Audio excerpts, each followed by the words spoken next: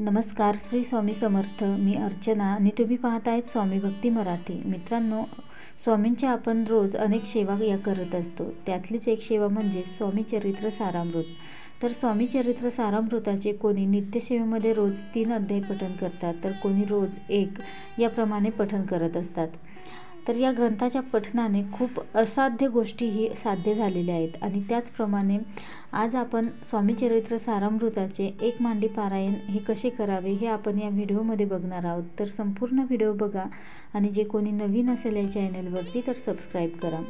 तर बघा, बऱ्याच भक्तांना या ग्रंथाचे पारायण केल्याने त्यांना 24 तासाच्या आत अनुभव आलेला आहे. तर या स्वामी चरित्र सारामृतामध्ये एकूण 21 अध्याय आहे. तर हे 1 ते 21 अध्याय संपूर्ण एका बैठकीत पूर्ण वाचणे म्हणजेच एक पारायण. तर हे आपण संकल्पयुक्तही हे पारायण करू शकता. तर त्यामध्ये तुम्ही 3 पारायणं, 5, 7 आणि 11 ही पारायणं करू शकता. तर जितक्या पारायणाचा आपण संकल्प करणार तर ते एकाच दिवसामध्ये आपल्याला पठण करायचं आहे आणि एकाच बैठकीत.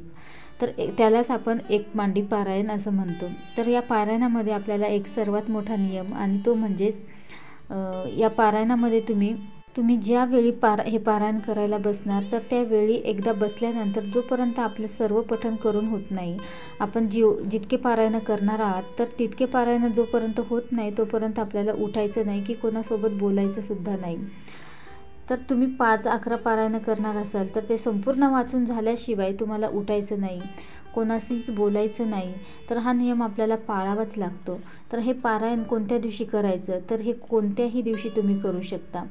पण गुरुवारी जर हे पारायण केलं तर अतिशय उत्तम, कारण गुरुवार हा आपल्या स्वामींचा गुरुवार आहे.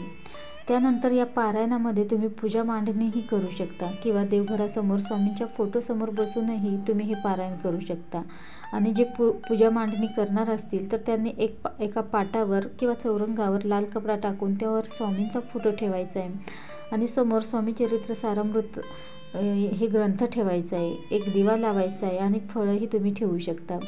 तर हे पारायण पहाटे 3 वाजता उठूनही तुम्ही करू शकता किंवा तुम्हाला जेव्हा वेळ मिळेल दिवसभरामध्ये तेव्हाही करू शकता. फक्त 12 ते 12:30 या वेळेमध्ये आपल्याला हे पारायण करायचं नाही.